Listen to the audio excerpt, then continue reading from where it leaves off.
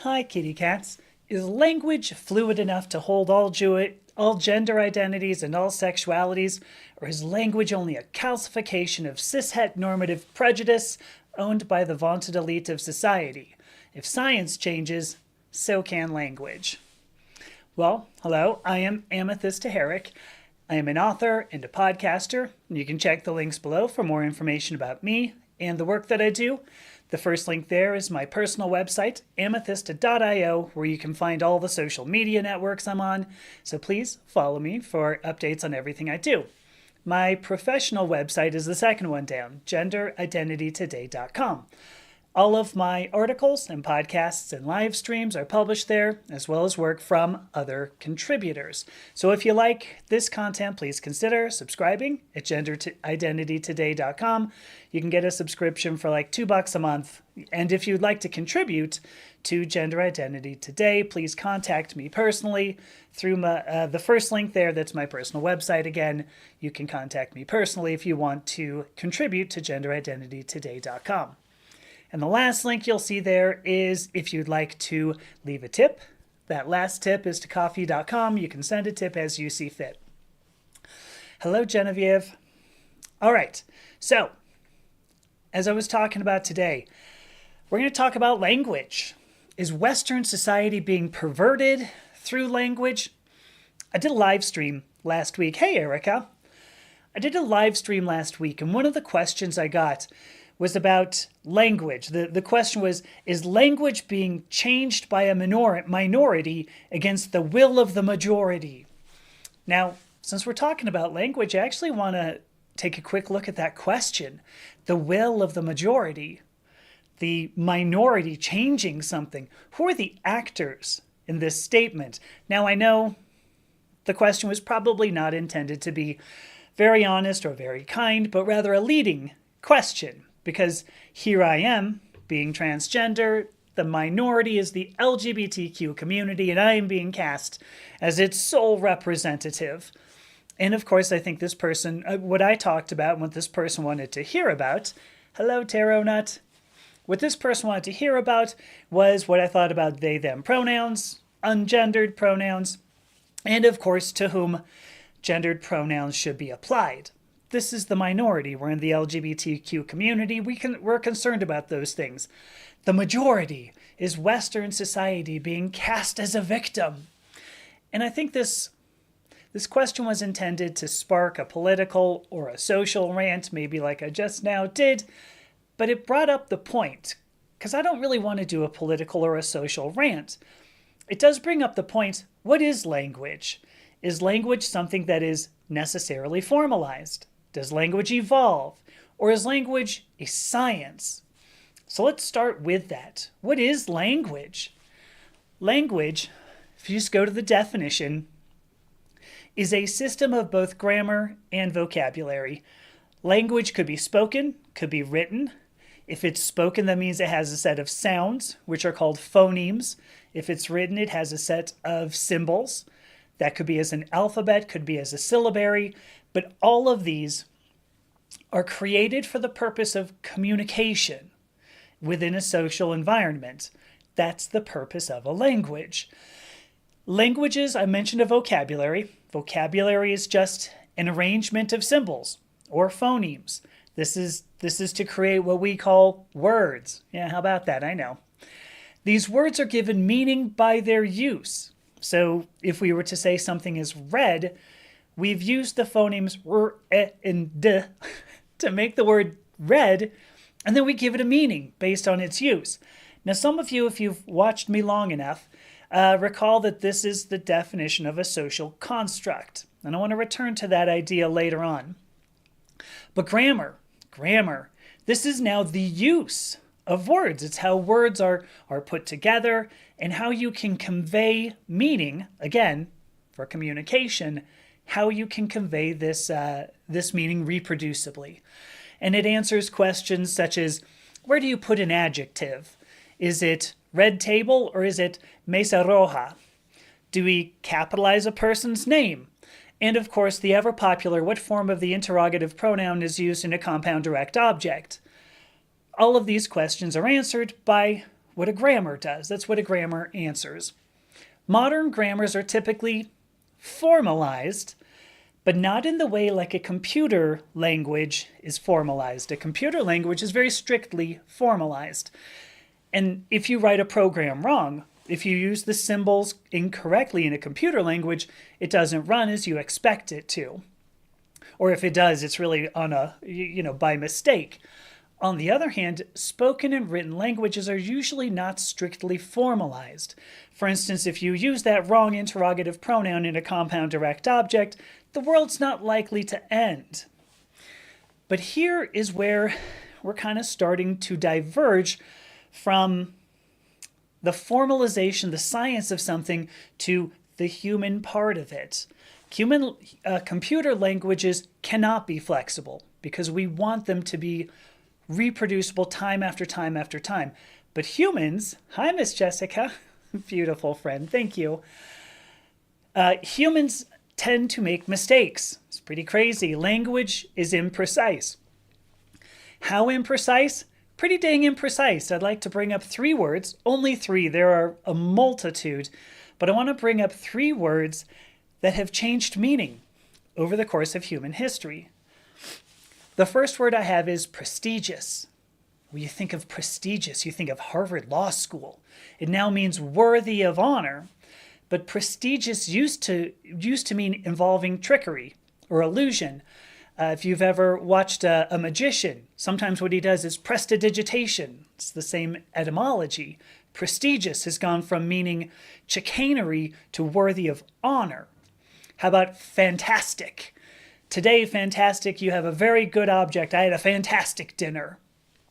But it used to mean of fantasy, that it was only imaginary. It was something you were not going to see, not going to get. And here's a really interesting one. Girl. The word girl. Today, we realize this is a scientific term for gender, meaning a young human female. But as far back as as far forward as the 13th century, the word girl was actually used to mean any young human, male or female. Interesting little tidbit, huh? So how does this happen? Well, I mentioned in the right at the beginning that words end up being social constructs. All right, well, thank you, Aubrey. We do need to help hurricane survivors. So how does this work? Words are social constructs, and to be more explicit about the idea of a social construct, this is not a new... Hi, Danny. Oh my gosh. It's my friend Danny Velasquez-Morez here on TikTok. Hi, Danny. All right, so social construct, going back to it. Words are given meaning by their uses. So like if you look at, say, Gen Z, colloquialisms are great examples of social constructs. Gen Z, when you listen to a conversation in Gen Z, they'll use phrases like no cap. And this has meaning, elsewhere, but Gen Z uses this as a common phrase within them. They have given that phrase further meaning within their social environment. To take it even further, the word literally, as long as we're talking about words that changed meaning, the word literally, oftentimes with Gen Z, means figuratively, the direct opposite of literally. And of course, if you think about social constructs, there are greater concepts such as Judith Butler and their book speaking about gender. Hi, MacEvil. All right. The point I want to make here is that a language acquires value by giving a social environment, again, the ability to communicate. That's the only purpose of a language, is for a social environment to be able to communicate. Gen Z communicates their way. And oftentimes I listen to it and go, quoi? And then, of course, Gen X has our own full-on totally way of communication as well. But the point is that regardless of the level of formalization in a language, it remains a social construct. Every language is the servant of the social environment, not the other way around. You don't have a social environment for the sake of communicating. You have you have a method of communication because you have a social environment. Okay, actually, toot, my hair is purple, not blue. But I appreciate you jumping in and pissing on me already. So as long as we're talking about pissing on people, the singular they, perhaps feeding the blue hair stereotype toot here, will be pissed off to hear that English has only been formalized through the 17th, starting in about the 17th century and going through the 18th century. I want to take a moment so that we can think about that. The 17th century is when English started being formalized. It was about the same time that the United States was formalized. In fact, if you look at our Constitution, our Declaration of Independence, you'll notice some kind of weird spelling, some weird punctuation. That's because English had not been completely formalized at the time those documents were even written. Thank you, Jessica. I'm cool for now. So if you look at they, the pronoun they, the use as a plural. This is interesting. The use as a plural in English only originated around the 13th century. So it's not like they has been in the vocabulary since time immemorial. It only originated about the 13th century, and there are instances of they being used as a singular pronoun in the 14th century. Okay, 14th century. This is the 21st century. 700 years ago, we were doing this. It's not like somebody who wanted to wear a skirt and a beard at the same time says, I'm going to use they. There was no precedent for it. Untrue. It's been used before.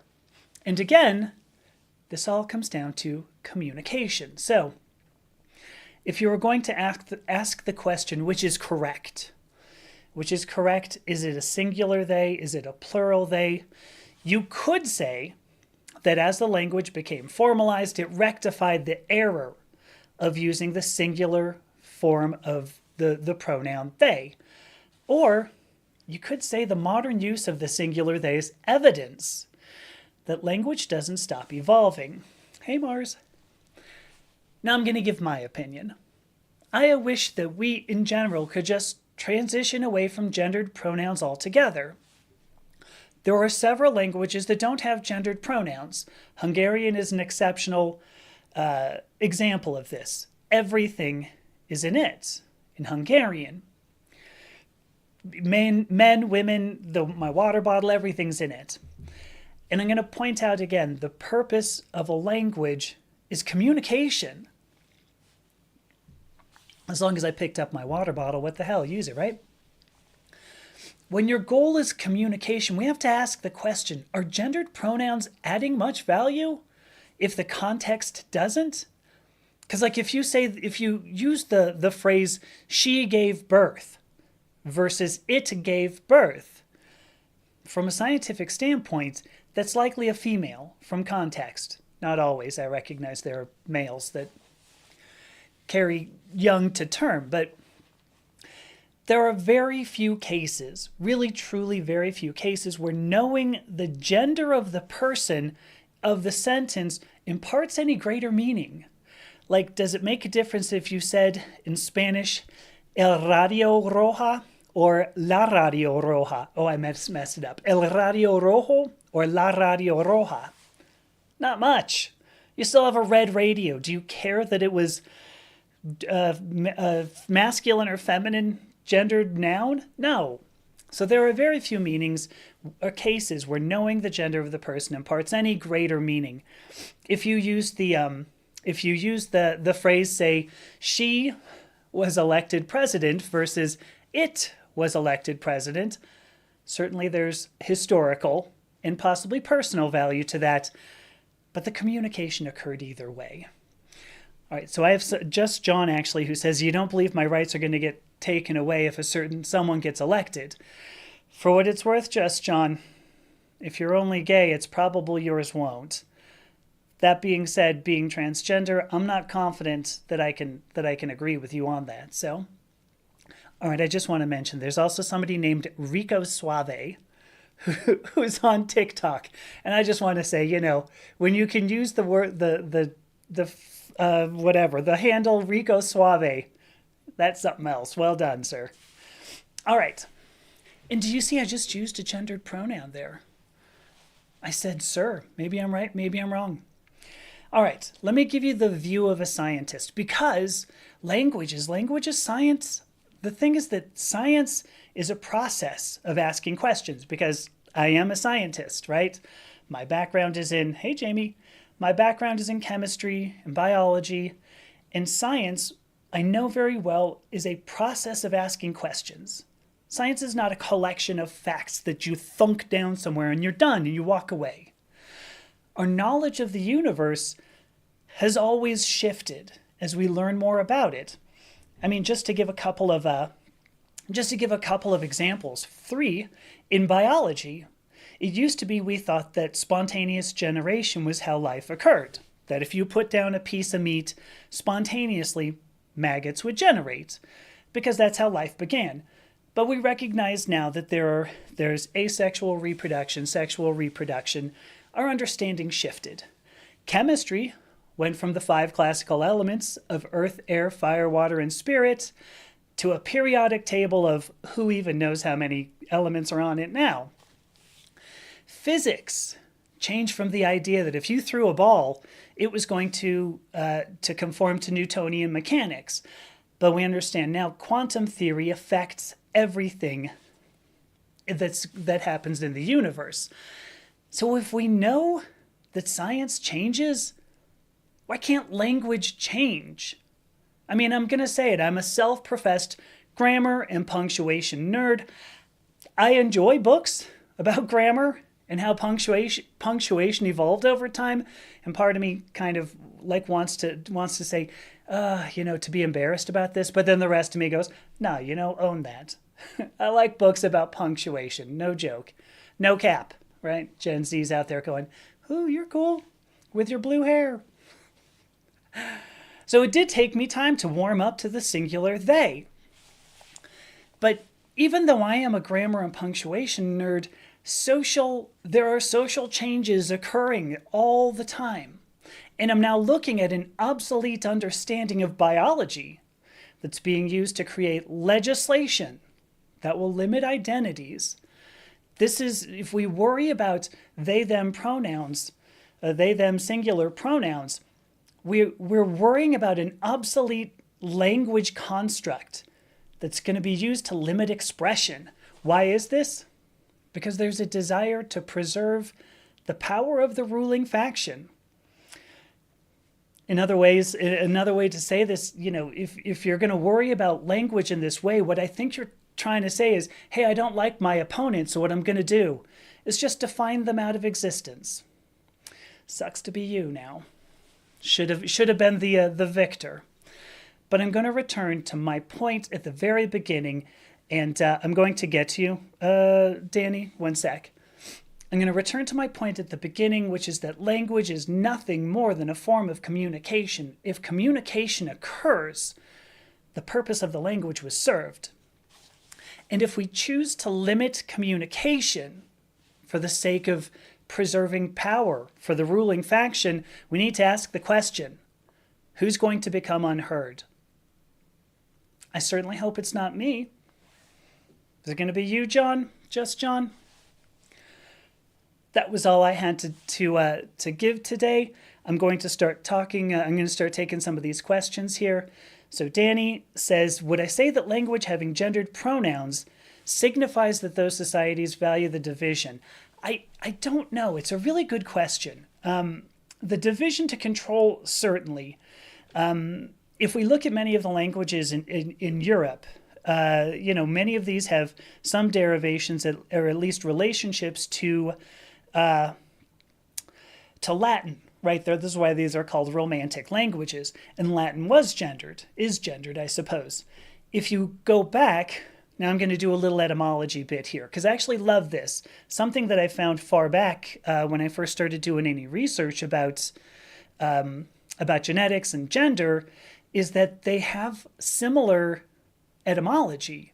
Gender is thought to come from a Proto-Indo-European word, root, that I don't know that I can pronounce it, but it's a star and then Gene. If you're a linguist, you might look at that and go, oh, I totally know what that means. But what the root was expected to believe or to mean was the tribe that you were a part of. Had nothing to do with physical characteristics. It had to do with what group you were born into. That's also the same root that went into generation, generative. There's a lot of things. So it had to do with birth, and it had to do with where you were born and how you were born, to what tribe. Didn't originally apply to gender. So do gendered pronouns necessarily mean that those societies value any kind of a division? I would say no. I would say not necessarily, because Proto-Indo-European, the actual word from which gender comes, didn't think about it in terms of male and female. And if you look at other societies, Celtic, for instance, is a great one. Celtic society, which is a Proto-Indo-European based tribal society. Not saying this well, but those are the Celts were thought to be a Proto-Indo-European tribe, and had very strongly matriarchal. There's evidence of very strongly matriarchal succession. So, in rulership. So, I don't know. Does it have to focus on division? I don't think so. I believe that this is really more just tradition, and it's the same dang thing. When you look, if I go back to the ideas of, words that had changed, like the word girl has changed meaning to imply now in particular a female, whereas it didn't used to in the 13th century. It's just that language evolves, and we take things traditionally.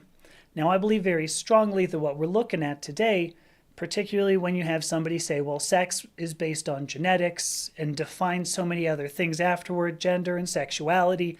This is a calcification of a relatively obsolete understanding of sex and of genetics and of biology and sexual reproduction. There's a lot of things that have been calcified because there's somebody who's like, boy, if we allow this possibility that, I don't know, women are as powerful as men, women are as intelligent as men, that might shake up some foundations somewhere. And Danny, I feel like maybe you and I have spoken about this before.